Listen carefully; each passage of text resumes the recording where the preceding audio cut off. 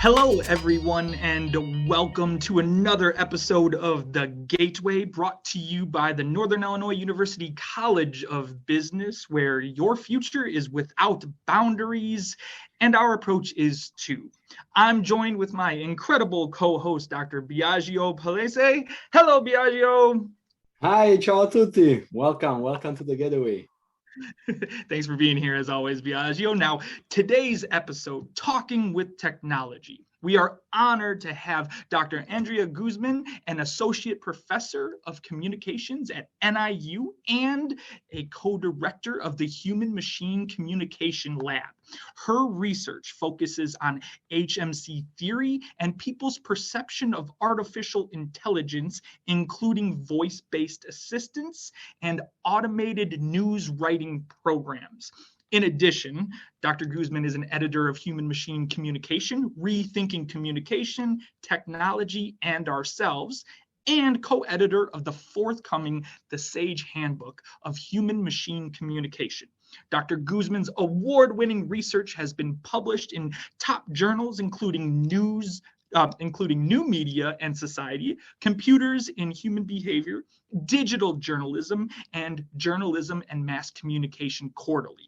And on top of all of that, has presented at leading interdisciplinary and disciplinary conferences. So Dr. Guzman is also currently the inaugural chair of the Human Machine Communication Interest Group of the International Communication Association. Dr. Guzman, that is an incredible resume. Thank you so much for being here and welcome. Thank you so much for having me. I think this is a great initiative, and I always like talking with other people about my research, talking with students, talking with faculty. And so I'm really excited for our conversation today. Perfect. We are too. I've been looking forward to this all week. So thank you again. I want to, again, jump in right at the beginning. One of the most important questions I think anyone can ask someone with your skill set and expertise. What's your favorite voice-based assistance? Is it Siri? Is it Google? Are we talking, I don't know, Bixby? Is that even a thing? I don't know. Which one do you lean to the most? I get this question quite a bit, and for me, it's based on function, and I think that's how it is for many people. What am I doing at the moment? What do I need to do at the moment? And the one I use the most is Amazon Alexa. I do have an Echo in my home, and for me, for many people, what they like are hands-free. So I use it in kind of a boring way to keep my grocery lists. And then, I don't ever forget it as long as I have my phone. But just what you can do with it. Of course, if I'm in the car, I'm more mobile than I'm using Siri because I'm on an Apple ecosystem. But yeah, for me, the one I use the most tends to be Alexa. As far as, which ones I like, as a researcher and someone who looks at all the different aspects, I like technology. I like the ease of using these technologies. But of course, there are some aspects of these technologies that also can be problematic. So, as someone who used to work as an assistant myself in a human capacity, having a female voiced assistant sometimes can, raise some questions for me. But like many people, it's based on the utility. Interesting. And can you expand on that a little bit more? Are you saying that with a gender identifiable almost of a voice as like an assistant, there's could be some inherent sexism with that, or am I misinterpreting that whole thing? No, you're interpreting correctly. And so this is one of the things about when we imbue technology with human traits. Because when we imbue technology with human traits, there are human stereotypes that attach to them. Now, one of the reasons we tend to use specific traits is to help people know how to use the technologies. But what can be problematic, however, is in designing these technologies, the stereotypes and the representations become flattened. In other words, it does not represent a person as who they are. And so, for example, research has shown that users will actually swear more and be more hostile to female voiced assistants. Really? Right. Yes. And so, yes, you're like, I thought I was having a happy conversation today. Yeah, right. I was like, this will be great. But this is important. So this is what Yes. I study. What I study is not that any type of assistant is inherently bad or inherently good, but we really need to think about when we design these assistants to represent people, what are we representing, and is it accurate, and is it helpful? And that's where human machine communication comes in. So we come at this from a communication perspective, which is very different often from a technological perspective. I'm gonna jump on that a little bit because when you were talking about designing assistants, making some of these actual choices like Siri or Alexa, those are what I would say, very common names associated with a specific gender. So I would say that's almost like a design choice that those companies have said, Sure. we want this to lend towards the female model. If you were to try and design something in more of an androgynous or kind of just a generic tone, do we as humans just automatically start to give those properties even when there's maybe some effort to have absolutely no properties associated? Or do you understand kind of what I'm trying to ask? Yes. I'm sorry. Yes. Okay. So what you're getting at, Russ, I think what you're asking is, and this is really important to note, what you're asking is, even if we, design a robot, let's get away from a voice assistant, but we design a robot that looks, just like a ball, like BB-8s, right? Or, Yes. is just looks like a ball with maybe some not eyes. human in any way. Yeah. Exactly. Will humans, gender it? And this is important. So let me kind of break this down for you from a research perspective. So first and foremost, when we're talking about gender, I want to make very clear it's different from biological sex. So gender is a social construct, and it's different across cultures, and comes down to the ways that we present ourselves and carry ourselves, and then the associations that go with that gender. When we're talking about gender and voice assistants, yes, the one in the US, Siri, is the default voice used to be female. However, you can set it to male. And it's important to note that in other countries, the default voice was male, based on gender roles in those countries and assumptions in those countries. So I want to make that clear. So we're continuing stereotypes based on some of these choices. Wow. Yeah. Okay. Yeah. And so then when, so you asked this question, will we read gender into these technologies? There's actually a lot of work that's currently occurring around trying to degender the machines in some ways, or to keep them from being overtly female or male in ways so as not to repeat these types of very flattened stereotypes that can be problematic. And there is some success with those technologies. When it comes to research about whether or not people assign gender, early research that I've seen, and voice assistants aren't that old, right? So we're still conducting a lot of research. We're also looking at the psychological processes occurring. So people may assign or read gender into that. And again, what we're trying to figure out is that more of a psychological, is it more of a sociocultural? Is it if this technology does not have a very, a voice that seems to go either way for me, or a look that goes either way? Am I going to see it like myself? Will I put myself onto it? Or will I, for example, draw from a media representation and see it that way?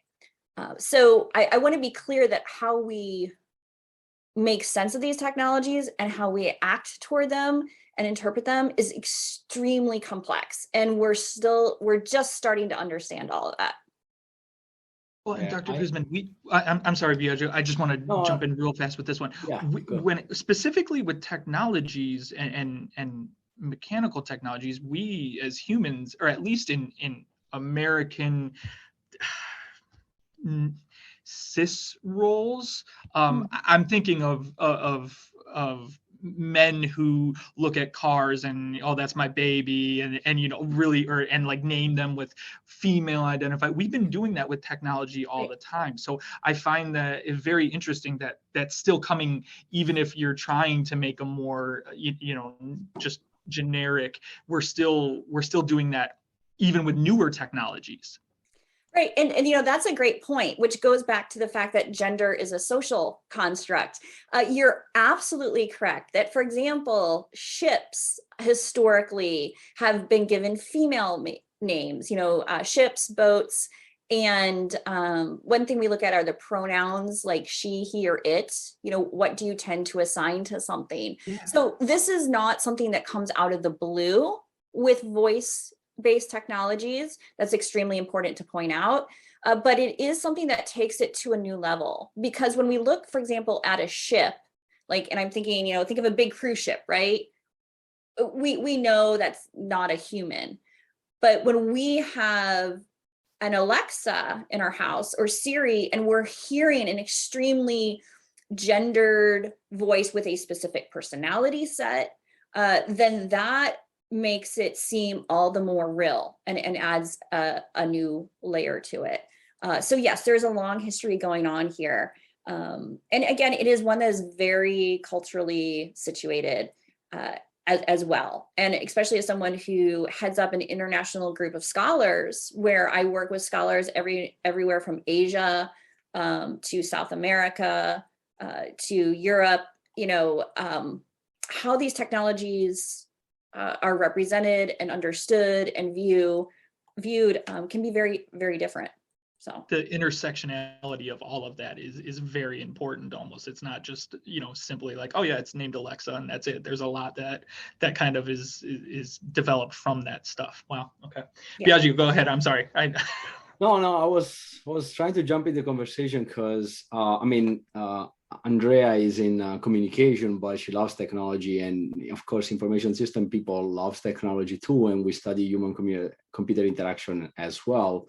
And I was kind of like, I'm not an expert in, you know, communication like by voice, but I'm looking more into like communication with text, like a chatbot conversation and stuff like that. And I noticed the kind of similar things, right? We try to humanize and assign traits to these robots, right? To make it perceive more like we are communicating with another human, right? But then it's true, we probably should do some research, cross boundaries research with people in communication to better kind of establish what will be the best way to, you know, choose a name or choose some of the traits of this bot, so that, you know, other people that interact with the bot will feel more like, I don't know, listen, or will feel more represented, and so on and so forth. So I was just like, I agree with Andrea.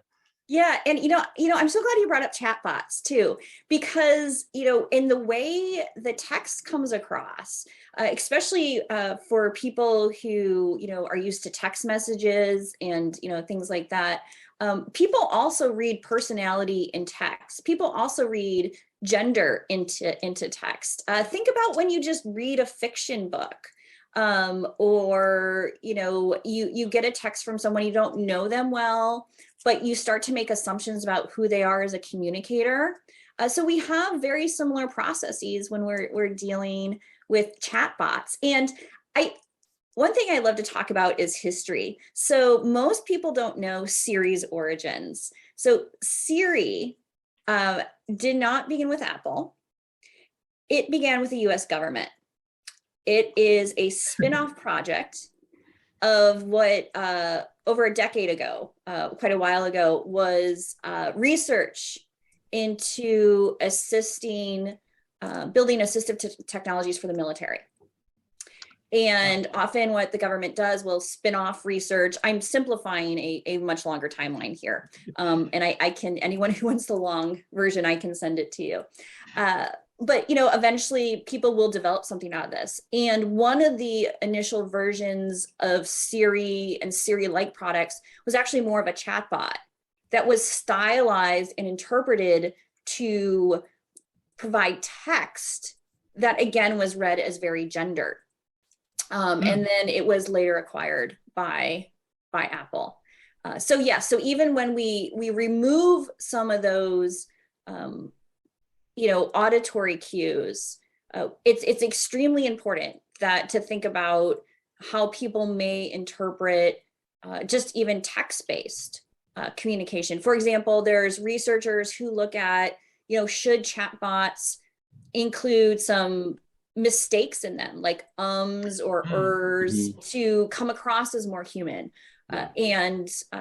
So there's a lot of work being done. So you are absolutely correct, Biagio. Yeah. Yeah, when it comes to chatbot, like I've read multiple papers of people looking at like what kind of cues they should display and to make it look like more humans. One thing that is to me even more challenging in that case is they are text, right? So they might as well, and they probably going to say, okay, this is Bob, and it's probably a bot or it can be a human. So it becomes more difficult to differentiate rather than, as of now, right, the voice that kind of like sounds like robotics. It comes from your device at home, so you can see it's not a human really behind. But with bot, it's not there, right? It can be a human or it can be another person like somewhere else in the world that interact with you. So those cues can be even more, I think, have more impact because it can really change the type of communication that you have. Right, exactly. So for example, if NIU had a bot, is it called NIU bot or is it called Victor Husky? Victor. Because those are two very different representations that would come through. I do want to clarify a bit, something that I think would be really helpful here. How we in communication approach this versus the technology approach. So a technology approach would think of a chatbot as a type of tool, right? Or you're building a tool to help people do something, maybe to get information on classes or help you purchase something online or help you with banking or reservations, right? This is typically how we use chatbots. But from a communication perspective, we think about not only sending information from point A to point B, but what are the larger cultural and ethical implications? Because just like human communicators, right, we have a set of almost unwritten ethical codes we follow, and we have a set of assumptions that we put into our communication based on how we've learned to communicate with other humans. So we see chatbots and robots through that lens. So to return to your point, Biagio, when we're talking about you can't tell the difference between a chatbot and a human, from a communication perspective, that's seen as ethically problematic because there's a lack of transparency in who or what you're communicating with. Right. And so that's what this approach brings to it. And I'm not saying others in computer science or designers have not picked up on that. That's more of a basic level. But really thinking about transparency and ethics and thinking about developing, we have ethics for human communication, but what do ethics look like for human machine communication? What should they look like? And should we be building things first and then figuring out the ethics, or should we be figuring out the ethics and then building things? And so that's what this area really brings to this. So yeah. One like going on this slide. Sorry, Russ. I can you're absolutely right. I mean, I think there are. I mean, it's not what I like when I do research on chatbot, but I'm pretty sure there are people even in information system that study the ethical consequences. But the fact that, as you said, there might be a robot behind and not a human behind, it gives more opportunity to, like, for example, scam people, right? It can be huge, right? Because a human can write as many messages per day. A chatbot can write so many messages all over the world at the same time. And not knowing who is on the other side for some people makes a difference in what they open up to, what they share with that bot, and so on and so forth. So yes. You're exactly correct. And that's what research has shown. And I will say one thing that a set of human machine communication researchers are looking at is the historical drive has been to make technology more human-like, right? If we make it more human-like, we make it more social, that increases what we call presence. In other words, you feel like you're interacting with something, and so you'll want to use it more. However, as these technologies have started to proliferate, and as they've started to be used along different contexts, researchers are starting to document that in some cases, people prefer a machine and prefer something with more machinic attributes. So for example, if they're speaking or interacting with a bot about a sensitive topic, getting information about mental health, getting information about maybe STIs, or just, we've seen this actually with universities using bots to help students register for classes or learn about classes, where they may feel, students may feel, in some ways ashamed to ask a question like, gee, I don't know what I'm supposed to take next. Or, they may actually prefer a bot or something that has more machinic attributes. And so that's important to note too. And so this is why you don't want people thinking a bot is a bot when it's a human, right? Because you are exactly correct. They're going to interact with it in different ways. So yeah, absolutely correct. Dr. Guzman, you're bringing up something that I think we all have seen, experienced, and actually lived with over the last couple of years. But when you're saying ethics within communication, that almost can be translated as trust in the information that you're receiving, where you're getting it from, all of that stuff. And I feel like we all have a reasonable distrust, regardless of whatever beliefs, wherever you're coming from, politically, whatever. There's a reasonable distrust, and things like chatbots, ones that look like humans, don't, deep fakes, all of these different new tools are maybe eroding at our trust in communication. Is that kind of where you're coming from? So you're correct that I'm talking about trust, in that is, how much do we trust a thing, certain things. As far as, getting into the disinformation, misinformation, type of discussion, it's connected in some ways, but disconnected in others. So I think people are slowly becoming smarter about the fact of knowing that Alexa is collecting their data. Right? Yeah. In fact, for those of you who may not be as familiar with Alexa, it is produced by Amazon. And yes, it is taking your voice data. Most assistants will keep your data for a certain amount of time. It's usually separated from an individual, but then they use it to tailor products to you. People who have Alexa may have noticed she has recently started offering things to you, right? So then there's these ethical questions about privacy and how much people understand what's going on. So if we think about the communication equivalent, right? When we speak with another person, I speak with Biagio, I tell him something, and we're in a room together, right? Speaking one-on-one, I assume we're the only two people party to that conversation. Well, Alexa and others are set up in very much the same mode, where you feel like you're just having this one-on-one conversation. But we know that behind the interface, right, is this whole apparatus that's taking in information and using information in different ways. No, Russ, to get to your point about people having concern, people having mistrust, distrust, when we're talking more in the political sense of what's occurring politically, I don't see that necessarily attached to interaction with chatbots per se.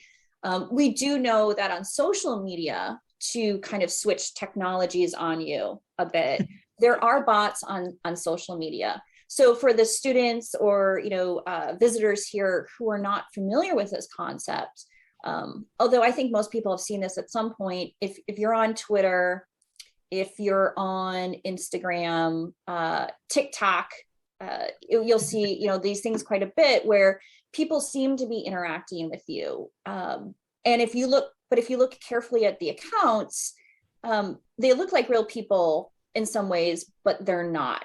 Sometimes it's really obvious, right? The name may be Melissa 5, 6, 7, 8, 9, 10, right? It'll be that'll be a username. That's usually a pretty good tip off. But we also know that these bots, and they're designed to look like real human users, and the ones that are done well, you have an extremely hard time telling, are part of automated communication.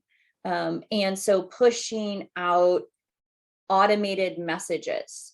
In some instances, it could be, just more of a marketing message from a company, right? Pushing out about a product.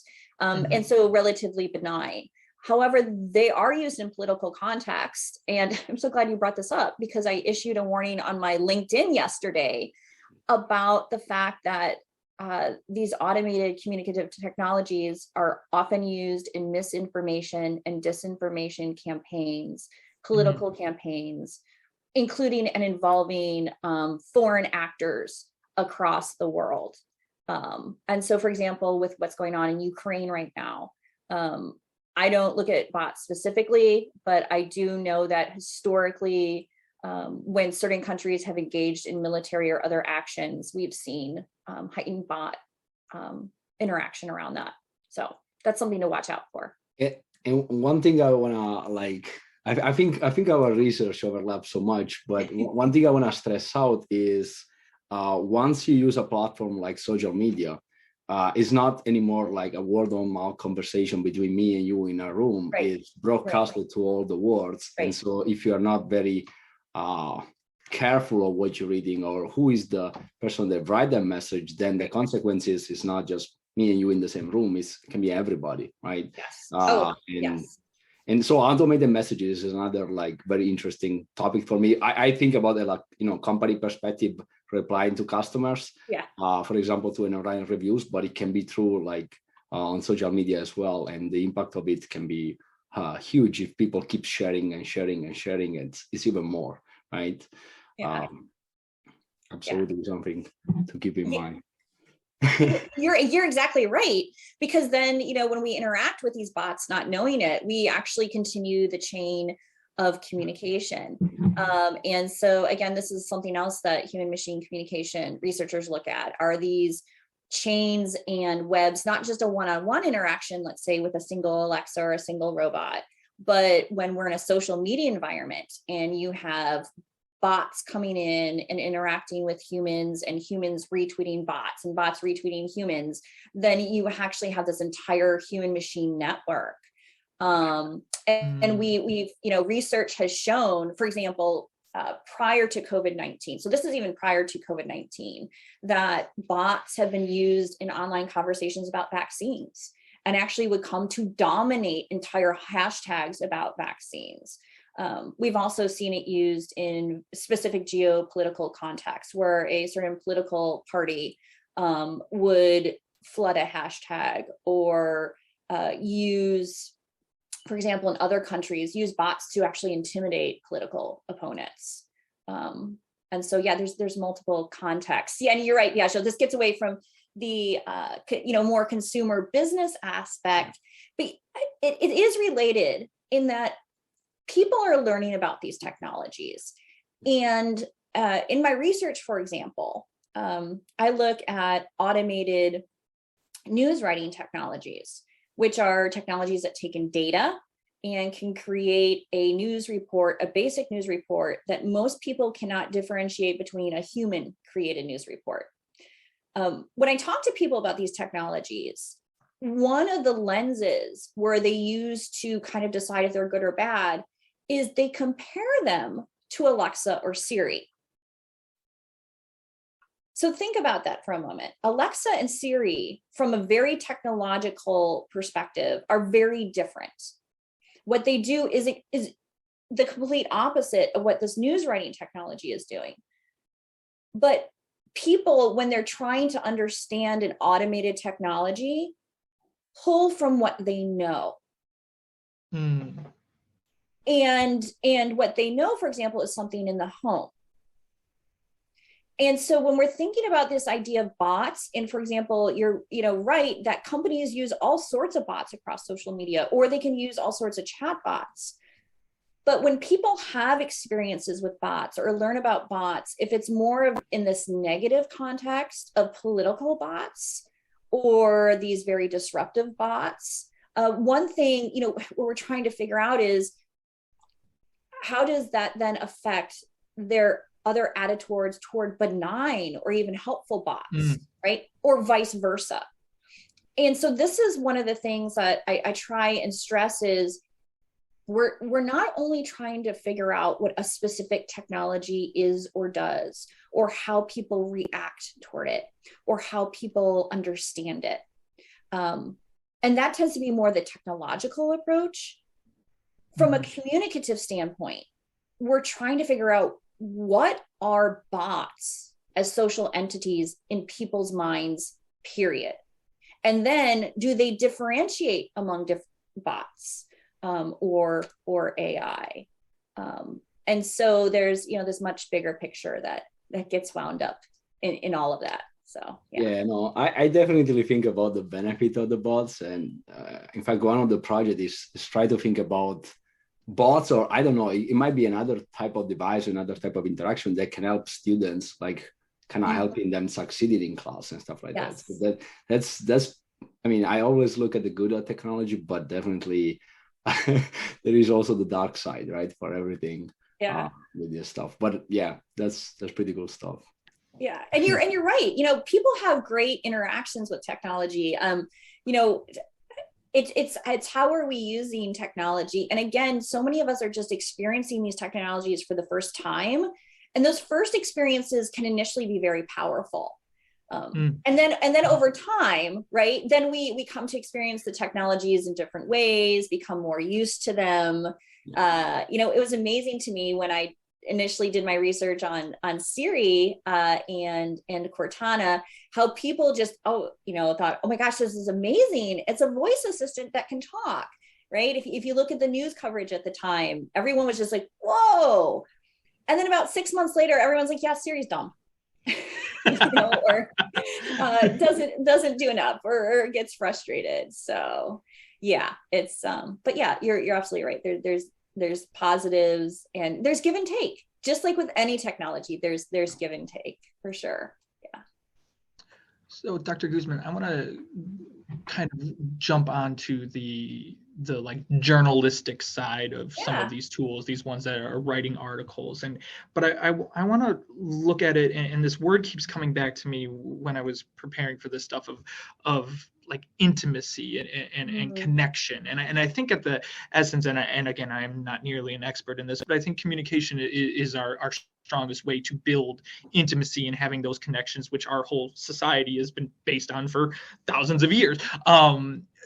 I start to wonder when I read maybe some of those journalistic features, those long articles about refugees going through just atrocious experiences, and these journalists are on the front lines doing that stuff, getting those stories so that we all can empathize and relate to other areas that we've never had. I'm wondering if, because I know a human did that, and I can see that someone went there, I give it more, I can empathize with it more, I give it more validity. Do you see that as these technologies and these journalistic tools start getting better, that we're not even going to care? We just care about the quality, and if it does a good job, it doesn't matter? Or are we still going to always ask, did a human do that, or was that a bot? So this is okay. So you have like literally hit upon like 100 articles right there. So it's a very good question. Very good question. And so first of all, I would also like to compliment you on the fact that you said, I think communication is just pretty much the foundation of how we get along. And yes, that is why our field exists. Communication with humans and now with machines forms who we are as individuals. And it forms our relationships from the small, what I call a small r, just how we get along every day, to our most intimate relationships. Let me take on your journalism question here. I'm going to break it down into several parts because there's just a lot going on with journalism and this right now. So let me kind of explain how this works. So first of all, artificial intelligence, machine learning are used in journalism in many different ways. But when we're talking about those news writing programs, and so again, these are programs initially developed very much around numerical data. So let me give you a quintessential example. Using these programs to create quarterly reports on, certain companies and their stock market performance or their financial performance, or using it for sports, reporting, how certain teams are doing, because adding a narrative to numbers is something that computers are very good at doing and is somewhat easier to program. We also sometimes have uses where humans will write parts of a story, but let's say it's a huge story about COVID-19 in the United States, being done, let's say, by the New York Times, just hypothetically here, or insert whatever national organization you want, okay? And let's say they set apart a portion of that to be localized, meaning that if you're accessing that story from Illinois, that part of the story is going to be about Illinois and Illinois COVID data. And so, and then if you're in Missouri, for example, you're going to see in that portion of the story where you're accessing very specific data.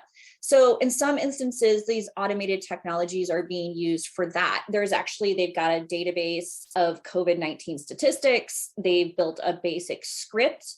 And so like 90% of the story is written by a human. And then the localization that happens based on feedback is done by a program. And I will say a lot of these scripts that even they're using to create these stories were originally built by humans. So there's still a lot of human interaction in there. So to get to your question, which is something I've written about,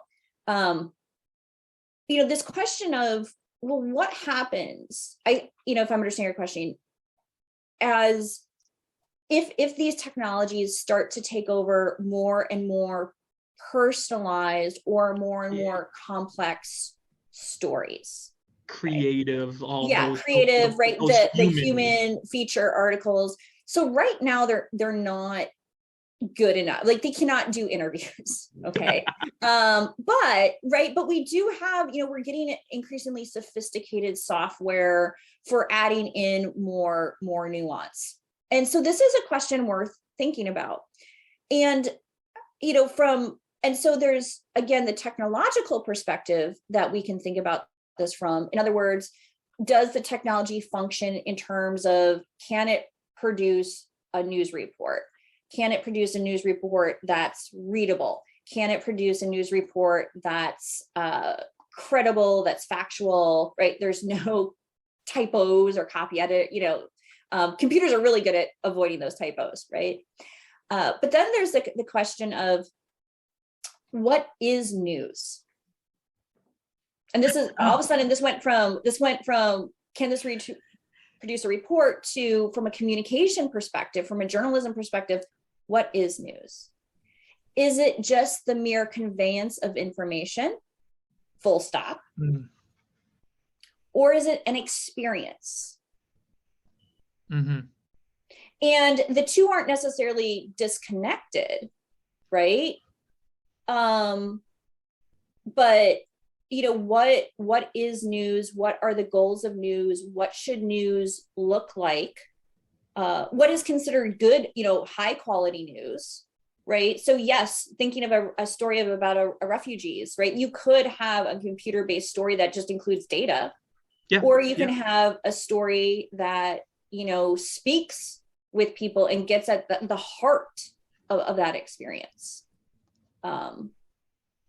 And so what are the markers of journalism? But then there's this ethical component I want to bring in here. So there's this question of like, will we attach to a story written by a machine? And you're not the first person to ask this, Russ, because when I talk to people about their thoughts, they wonder the same thing. could I feel the same way about a story written by a machine as I would by a human? And could I find a story about human emotions to be credible if it's written by a machine? Because machines don't know emotions. They don't feel. Yeah. So if a machine doesn't feel, but it's using words such as, the refugees are devastated. Mm-hmm. Machine doesn't know what that is. So there's a question of, is this genuine communication? Is it almost manipulative? Is that? Well, so it's not necessarily. So there's that, and I should say, there are no journalism standards right now, and scholars have been pushing for this. Some industry reps have been pushing for this. There is no journalism standard for stating whether or not something has been written by a machine. You may see something that say, an automated bot, or you may see something like a very, specific technology contributed to this report. And again, these are still used for smaller things, but there's this debate about going back to the transparency of chatbots is the transparency in news. Mm-hmm. Should if a bot or a program is producing any sort of report, because we default think a human is creating the news, right? Correct. Yes. Should that be marked? And so one thing, I can go on and on about this, because I actually wrote a whole thing about, whether or not machines should write about death. But, are there certain topics that should just be completely off limits for machines? And, that is a much larger ethical and extremely philosophical question. And so there's a pragmatic view of, well, if they get it right, good to go, make my money. But then there's this philosophical view that we need to think about. So yeah, and Dr. Guzman, as you brought that stuff up, I couldn't help but actually feel something like there's an emotion to that I'm like, I don't know. So already it's kind of built into that stuff. And when you talked about kind of the big R, the relationships that we have with this stuff, these technologies are changing the way we meet people, we fall in love, we like actively, so much so that in more of a futuristic, almost dystopian view, I'm thinking of the movie Her with Joaquin Phoenix and all of that stuff, like falling in love with some of these tools as they've developed, because we've invested so much into the tool that sometimes the tool is just as important as the person on the other end, or whatever. Like that's scary to me, or unsettling. I'm not sure what I feel there. Okay, yeah. Biagio, were you going to say something before I speak to this? I thought you were going to. No. I'll let you speak to this, because I wanna kind of generalize this talk to other application of this and concept that Ras brought in. So I'll let you answer this, and then we'll go back to my point. Yeah. So I think when we're talking about communication relationships, and inevitably, whenever I have these discussions, Her comes up. And in fact, the Boston Globe actually interviewed me about relationships with technology. For a communication scholar, there's two types of relationships. There's what I call the big R relationships, like what you're talking about in the movie Her, where for those who are listening or tuning in and have not seen it, the main character falls in love with a virtual assistant. Okay.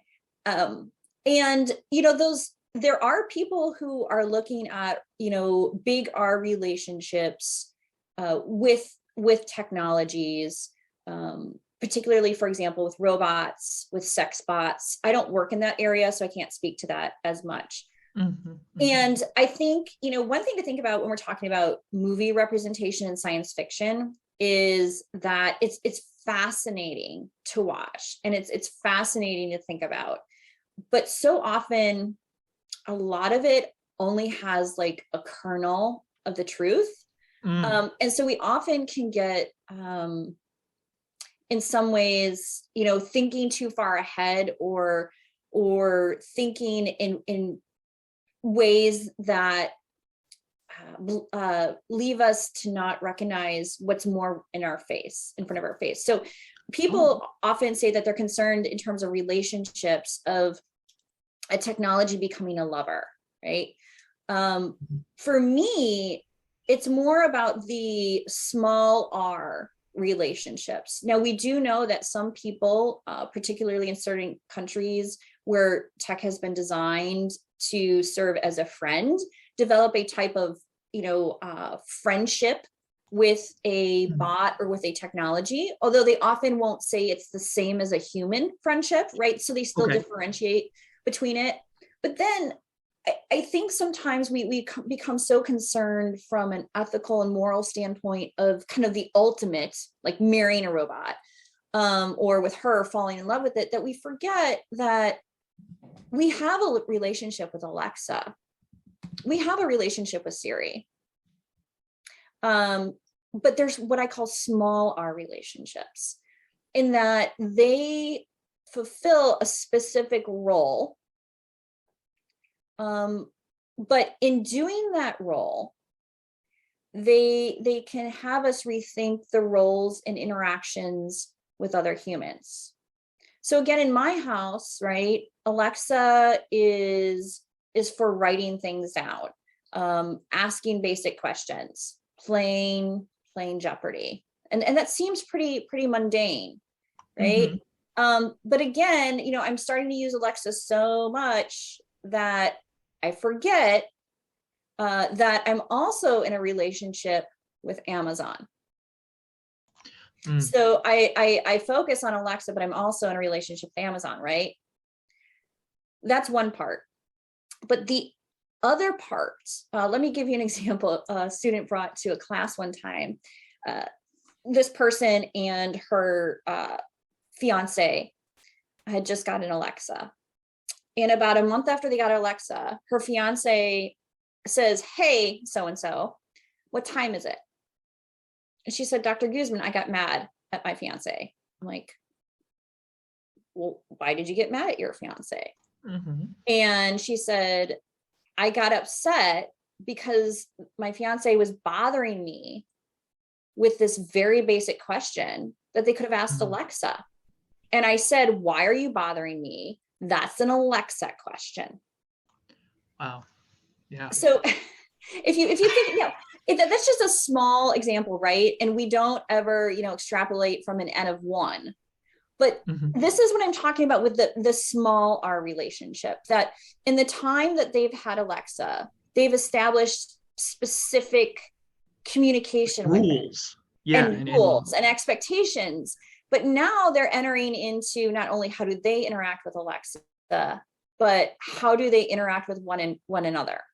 And so yes, and that's enough on that. I know, Biagio, you have other things to ask. So no, I had like a point I was trying to get your perspective on, because what Russ touched upon a couple of keywords that are really critical sometimes in research for me when it comes like to empathy, assurance, and those are the type of emotions that are very difficult to replicate for a robot or for a machine, just a technology in general, just because they are not able to feel it, right?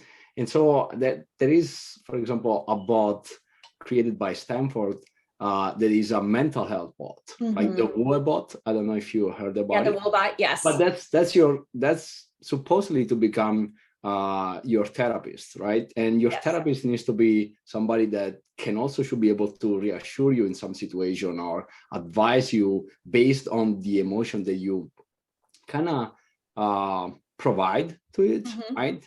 And so, like, my question is, in your opinion, like, is that some areas where I don't know, we should not try to use a bot, or we should go more in a direction that we had another episode about that, like a kind of hybrid intelligence, right? So we let the bot address what the bot is able to address, and then we find a way to identify where there is like a point where the bot is not capable of kind of taking over the situation, and a humans jumps in and kind of handle those, more emergency kind of situation or more dangerous situation, because mental health is serious and has an impact on everybody's lives. So just want to know your thoughts on this. Yeah, so I'm glad you brought up Woebot. I've actually tried out Woebot once to try and see what it's like to interact with it. And when it comes to applications such as Woebot, we're dealing with really complex contexts. I have not looked at the Woebot literature recently. In terms of how are people using it, what are the benefits, what are the drawbacks? But with mental health, right, there needs to be some consideration there in terms of, what can a bot provide? So going back to what I was talking about earlier, one of the biggest hurdles for mental health is just getting people to show up because they'll feel judged. And so, can just getting someone to show up to even interact with a bot, right? Is that better than them just not showing up to deal with a human at all, right? That's a very valid question. But then there's also these questions of, if you think about what's supposed to happen in therapy, right? Is that part of this is there's a connection being made. And empathy being displayed. And I want to be very clear that technology, right, doesn't feel, but it sure can give the appearance that it feels. So they can send messages of empathy. Mm-hmm. And so the question is then, how do people interpret those messages of empathy? And then, of course, there's the ethical question of, are they genuine? Is this fair? Is this, so all of that gets wound up in this. I'm not going to necessarily knock a technological solution for some sort of problem just because it's technological, but we do need to think, and this is what I know you're getting at, Biagio, beyond just the technological aspects here. And so, yes, there is this question of, do we just outsource things to bots, or do we have more of a what we would call a human in the loop? Or do we sit down and think about, okay, what are bots really, really good at? For example, checking in on people, making sure maybe people are taking their meds, right? So, if you're meeting with a psychiatrist, you didn't take your meds, you don't want to tell your psychiatrist that, but if maybe you're meeting with a bot, and the bot's like, did you take your meds? And, they're not judgy, then you may actually respond to them. And then when you meet with your is there a psychiatrist involved there? So it's highly complex, but the type of questions you brought up, Biagio, about thinking about what should be the limits right now, at least until we know more, and how do we pilot these? So much of tech, and I'm not really talking about Woebot here specifically, but so much of tech comes from a very much a let's build it and see what happens, or break fast and move things, which was Facebook's motto, and we know what happened with that. These are very serious technologies. Anytime you're building a communicative technology, it can have serious ramifications, even if you think it's for something not like the Woebot, that we just really have to think about. So, yeah. Is there something that you're excited about with these technologies, something that you're seeing like, oh, I can't wait to see this develop, or kind of that next frontier? Or should we just stick with like the dystopian perspective that it's all going to be terrible? No, I think there's no, and again, I don't want this to come across as dystopian. I think sometimes I talk a little bit more about the challenges and concerns, because when you look at, our conversations about technology culturally, when you think about commercials, when you think about big launch events for any type of technology, right? It's always like, look at what it can do. Look at this, look at this, look at this. And first of all, with artificial intelligence in particular, like it's often like way out of context and just like promises way more than it's actually doing, first and foremost. But there's also kind of this lack of conversation about just thinking more thoughtfully and holistically, right? Thinking holistically about technologies. When it comes to future technologies and bringing technologies into the house, or into the workplace that I could be excited about. I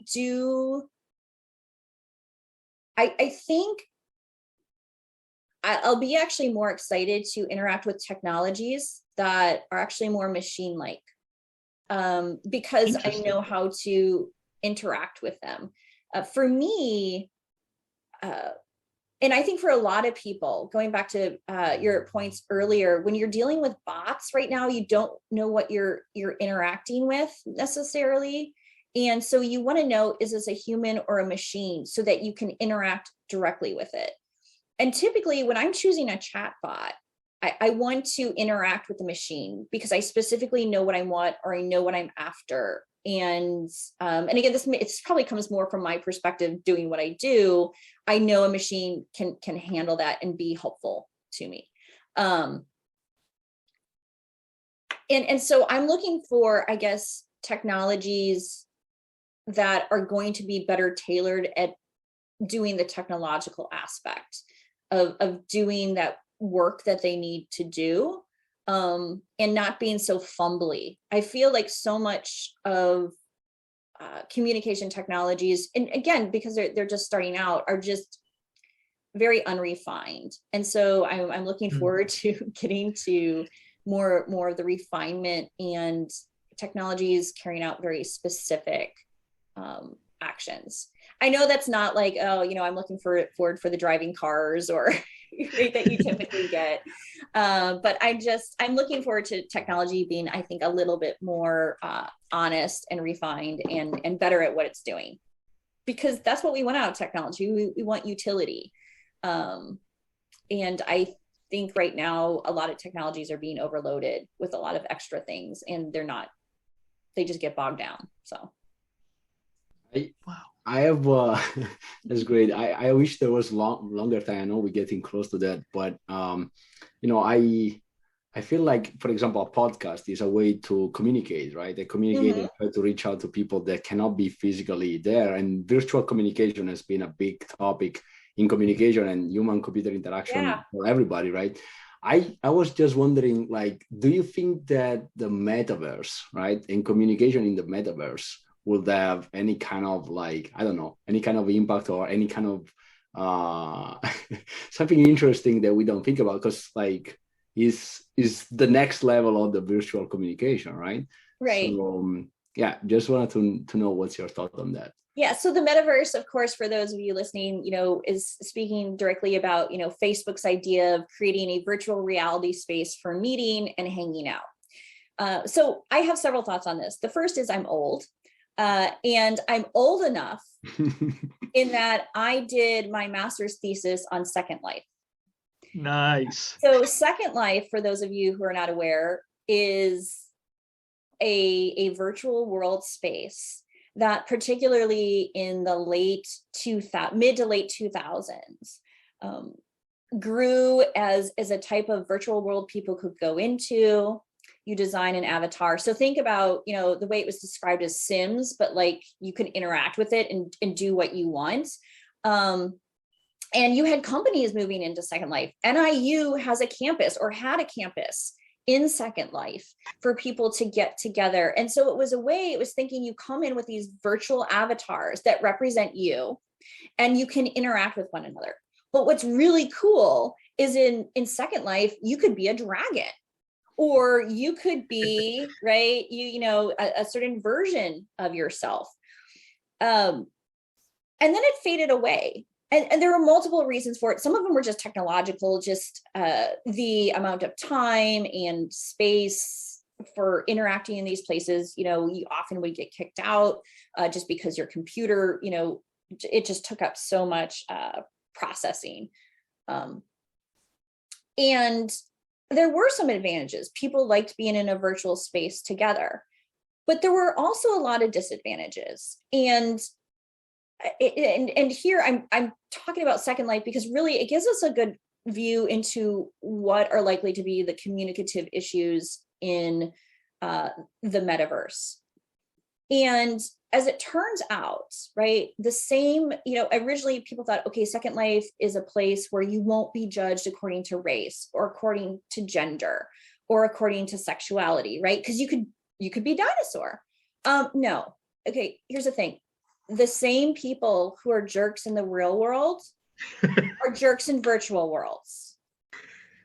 It's not funny, but it's true. Yeah. Right. Well, but this is where we talk about tech being so utopian, like, this idea that it's just going to fix race relations. What?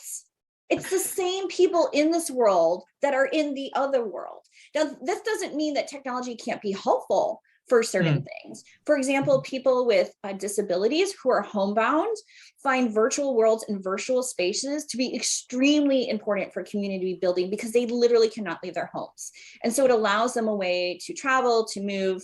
All right, so that is a great application. And so my point about the metaverse is, I'm not saying it's negative or positive. Having spaces where you can meet with other people virtually can be extremely helpful when you're thinking about interactions and bringing in nonverbal interactions so you can see how a person is reacting via their avatar, right? So that can be extremely rich. But at the same time, the problems that exist outside of those worlds, right, don't necessarily go away. They often take on new forms. So when I was in Second Life, I experienced sexual harassment. There were, and so that's what we need to think about, is that when we're entering into new communication spaces, what are the positives that can come from these new communication spaces, based on, kind of these offline communication spaces, right? We're going to be in this new space. What are the positives of technology? But at the same time, not thinking that all the negatives go away, and also being very thoughtful about what new negatives can be introduced. So there's a lot of questions about, should you be able to have a function on your avatar that does not allow people to touch you, right? What is the default of an avatar? Can an avatar just walk up and touch another avatar? Or can you be allowed to control that? Because previously in other virtual worlds, people would just walk up to an avatar and grope it. And you might be like, well, it's an avatar, right? It's not an actual person. But the person using that avatar is a person, and usually it's a woman, or I'm talking about the sexual harassment cases. So again, not to go dystopian. Actually, yeah. Andrea, the other day, the Financial Times posted that there was a case of sexual harassment in metaverse already. So okay, so there we go. We're not thinking about dystopian here. Is actually happening and already happened. But thank you. But you're just like, again, womp womp. But it can be great. These are great spaces. I mean, I like Second Life. I'm excited to try out the metaverse. We're just asking that designers bring in your communication experts, because we're really good at helping you think of how to make things better and better for everyone. So yeah. Wow, Dr. Guzman, I'm very excited to see what happens when I know people like yourself are working on these and at least asking questions when maybe historically the diversity of questions were limited by the people that had access to ask those questions. So I truly am grateful for you being here. I enjoyed it. I hope you had a great time, and I could talk. Okay, good. But truly, thank you so much. And everyone, all of our listeners, everyone who's been here today, thank you all for being here. Again, this is The Gateway. It was brought to you by NIU's College of Business. Please make sure to subscribe, follow, do all of that stuff on Spotify, Apple Podcasts, all of those wonderful technologies that we've talked about all day today. So please, again, thank you all so much for being here. We love the support. Dr. Guzman, thank you. And Biagio, as always, thank you. And everyone, have a really good day. Thank you. Thank you so much for having me.